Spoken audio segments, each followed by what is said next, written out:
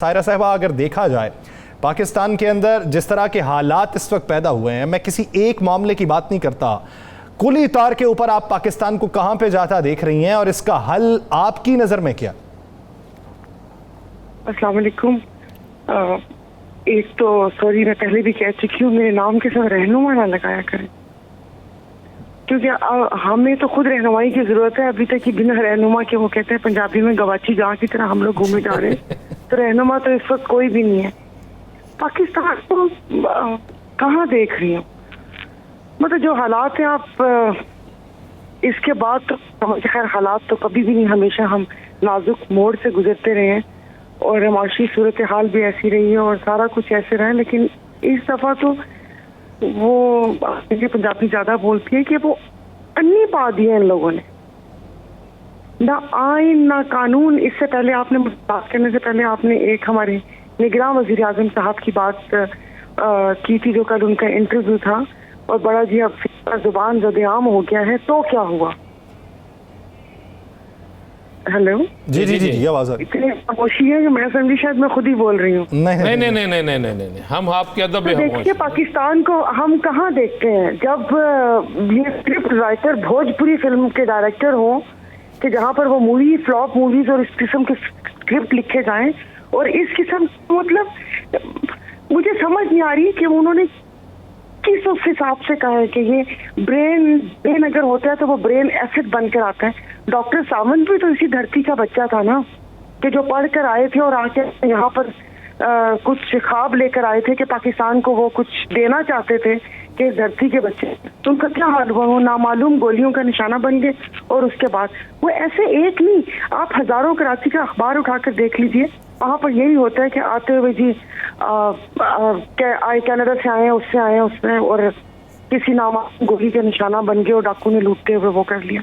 ये बहुत बुरे हालात हैं। मैं, आपने जो एग्जैक्ट सवाल पूछा है, आप यकीन नहीं करें कि इस वक्त वो कहते हैं ना, दिमाग माउफ हुआ हुआ है, कुछ समझ नहीं आ रही कि हम कहाँ पर खड़े हैं। मुझे तो लग रहा है कोई हवा में मोहल्लक है, ना जेरे जमीन है और ना चांद पर पहुंचे हैं। पहुंचने वाले हालात भी नहीं है। जी सायरा साहबा, हमने एक दफ़ा आपसे एक सवाल पूछा, वो कि बड़ा भाई क्यों नहीं आ रहा, छोटे भाई की हुकूमत है। अब छोटे भाई की हुकूमत भी ख़त्म हो गई है और छोटा भाई ही बड़े भाई के साथ खड़े होकर ऐलान कर रहा है कि 15 अक्टूबर को वो पाकिस्तान आ जाएंगे, या अक्टूबर के वक्त में वो पाकिस्तान आ जाएंगे। तो क्या अब बड़ा भाई पसंद आ गया या छोटा ही पसंद है? देखिए, एक तो मुझे ना रिश्ते वालों की समझ नहीं आती। अब उनकी नजर ना पुप्पो की बेटी पर चली गई। ये पुप्पो की बेटी कौन हो गई? बस ये पुप्पो की, मतलब ये आपने रिश्ता जहाँ करना, इंसान एक दफा जुबान दे दे, ऐसे थोड़ी कि कभी बड़ी बहन, कभी छोटी बहन, कभी पुप्पो की बेटी। तो अब ये कि वो जो बीच में वो भी थोड़े बिदक गए हैं कि ये क्या भाई, एक के ऊपर मतलब आप अंगूठी पवा दो तुसी। लेकिन जो खबरें हैं वो यही है कि अब वो छोटी बहन भी नहीं इतनी पसंद आ रही। नहीं, तो अब आप क्या समझती हैं कि फुफ्फो की बेटी जिसका आप तज़किरा कर रहे हैं, मैं आप पूछूंगा तो नहीं कि फुफ्फो की बेटी है कौन, लेकिन उस फुफ्फो की बेटी की रुखसती कब तक देख रही हैं? कोई 5 माह, 6 माह, या उस पे सालों लग जाएंगे?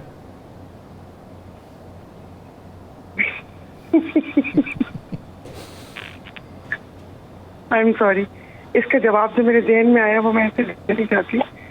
बस ठीक है, देखिए अल्लाह करे हो जाए रुखसती, लेकिन फिर रुखसती में और मसाइल भी तो आते हैं। अच्छा चलें, यही बता दें, रुखसती हाँ, बस सिंध से होनी है? अच्छा, रुखसती सिंध से होनी है कि पंजाब से, या KPK से, या बलोचिस्तान से? चलें इतना ही बता दें, फिर पुप्पो की बेटी हम खुद ही ढूंढ लेंगे। पुप्पो की बेटियां ढूंढ लेंगे। देखिए, पूरा मुल्क पूरे मुल्क में ही है, लेकिन दुआ करें हमारे नौकरी निकल आए।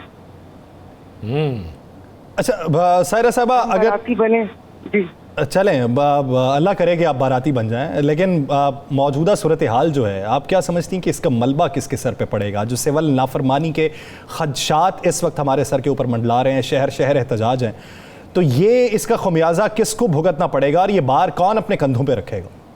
खमियाजा तो हम भुगत रहे हैं ना, खमियाजा तो अवाम भुगत रही है, जो खुदकुशियां कर रहे हैं, जो बिजली के बिल नहीं दे पा रहे, क्योंकि अब वो कहते हैं ना कि बाकी जो पीडीएम में जमाते थी 16 महीने इक़्तिदार के मजे लेने के बाद वो तो अपने आबाई वतनों को लौट चुके हैं।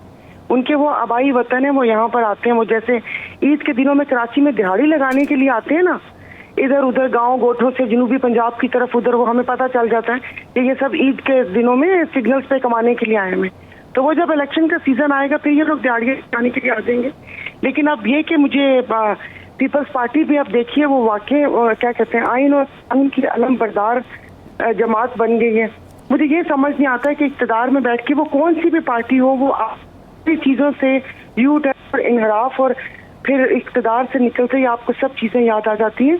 तो जिस वक्त ये बात हुई थी यही कहा था कि ये जो निगरान वज़ीर आज़म के नाम जो गर्दिश कर रहे थे और वो खुद अपने नाम में करवा रहे थे, टीवी पर ले रहे थे, तो मैंने उस वक्त भी कहा था कि मतलब कि सॉरी ये गन का टोकरा है ना, मुझे नहीं पता इसको कौन उठाएगा, कौन इतनी हिम्मत वाला होगा कि वो अपना ये सारा वो करेगा।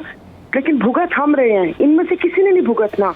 वो उन्हें कहना है कि ये उनकी मुआशी पॉलिसी है, वो कह रहे हैं उनकी मुआशी पॉलिसी है, और तब तक हम लोग भूल जाएंगे, लेकिन भुगत आवाम ही रहे।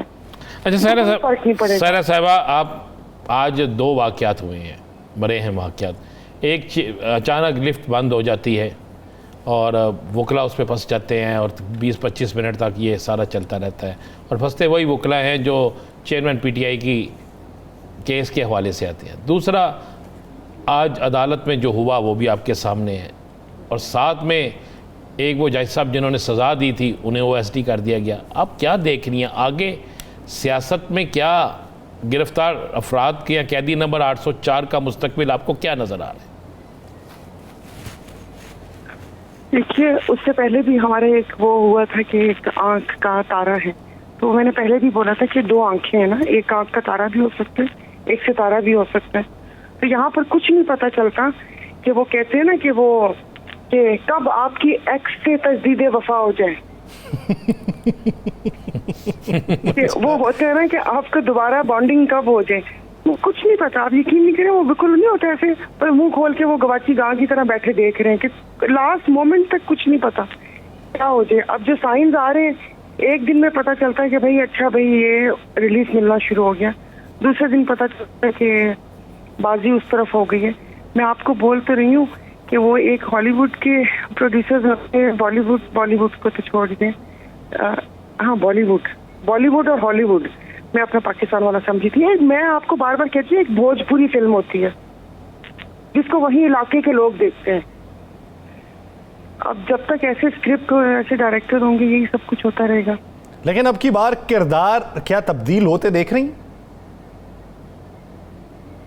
किरदार तो वही रहेंगे। हमारे पीर साहब ने एक बात कही थी, तो उन्होंने ऐसी कहा था कि खुदा न खास्ता के पाकिस्तान में की हुकूमत आ जाए, खुदा न खास्ता, तो ये जो अगली 2 लाइनें ना वो तब भी वहीं बैठी हुई होंगी। अगली 2 लाइनें जो आगे 2 लाइनें हैं, जो 2 लाइनें वुज़रा की होती हैं, वो किसी भी गवर्नमेंट की हो, वो पीटीआई की हो, पीपल्स पार्टी की, उन्होंने कहा खुदा न खास्ता उसकी भी गवर्नमेंट आती है, ये 2 लाइनें वहीं पर ही बैठी होंगी। तो किरदार तो वही होंगे, बस ऐसे ही बदल कर आ जाएंगे। क्या वो होता है, अगर कोई, मुझे तो वजारत में भी नहीं समझ आती थी कि वजारत चेंज होती थी, वो ऐसे लगता था जैसे वो टीवी काम नहीं करता तो हम सेल चेंज कर लेते हैं ना, तो फिर हमें लगता है जैसे अब टीवी चल पड़ेगा तो ऐसे ही सेल इधर से उधर कर देते हैं। तो आपको क्या, अच्छा चलिए ये बता दें, अब तो दोनों बहनें पसंद नहीं आ रही, रिश्ता फूफो की तरफ चला गया है, तो फिर तो उस जमात का मुस्तकबिल तो खत्म हो गया, उस सियासी जमात का। सियासी जमात का नहीं, कुछ ना कुछ तो देखें करें ना। मैं फिर अभी ਤੁਸੀਂ ਮੈਨੂੰ ਐਵੇਂ ਤੁਸੀਂ ਮੈਨੂੰ ਵੀ ਤੁਸੀਂ ਤੰਗਵਾ ਦੇਣਾ, लेकिन बस ऐसे ही है। मैंने पहले एक प्रोग्राम में फिक्रा बोला था, बड़ी बोल फिल्म का बड़ा अच्छा फिक्रा है कि पाल नहीं सकते तो पैदा क्यों करते। एक आखिरी सवाल इसी से मुंसलिक, आप क्या समझती हैं कि जब कोई नई हुकूमत आएगी, जब भी आए, मैं आपकी बात नहीं करता, जब भी आए, उसको सबसे पहली मुश्किल कौन सी दरपेश होगी? उसको पहली कौन सी मुश्किल दरपेश आएगी? जी, जिन्हें सबसे पहली मुश्किल आवाम को रिलीफ देना है ना, वो देना पड़ेगा। लेकिन वो मेरा नहीं समझ आती कि कोई भी हुकूमत आके आप ये जितने मर्जी ब्रेन लेकर आ जाए, कोई इनको रिलीफ दे सकता है। कि अपने खर्चे कम करते नहीं, अरबों करोड़ों पता नहीं किधर से किधर चले गए, और उसके बाद हमें भले जहां मर्जी से कर्जे ले लें, ये नहीं हो सकते। आवाम को कैसे रिलीफ देंगे? ये जो बिजली है, इसके जो यूनिट्स हैं, इसको कैसे कम करेंगे? हमारे यहाँ तो एक दफा फीस बढ़ जाए वो वापस कम नहीं होती, इसको कैसे वो करेंगे?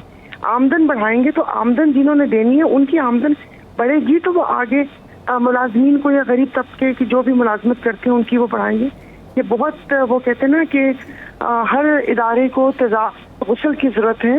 ये नहीं है कि आप किसी एक इदारे के पीछे पड़ जाएं या वैसा कुछ हो जाए, लेकिन अब इनको सर सोचना पड़ेगा। मुल्क है तो ये है, अब जिस शाख पे बैठते हैं या बचपन से सुनते आ रहे हैं कि उसको काटा नहीं करते, अगर ये लोग तो सब आरी लेकर क्या दांतों से नाखूनों से जिससे काटने की वो हो रही है वो सारा, और लेकिन ये सोचना पड़ेगा आगे जो हुकूमत आएगी उसको बहुत सारे मसाइल दरपेश होंगे और किसी एक की हुकूमत भी नहीं बनेगी, ये भी लिख लीजिए। 2/3 अक्सरियत किसी जमात को नहीं मिलेगी, इस तरह का गप्पा घोटाला बनेगा।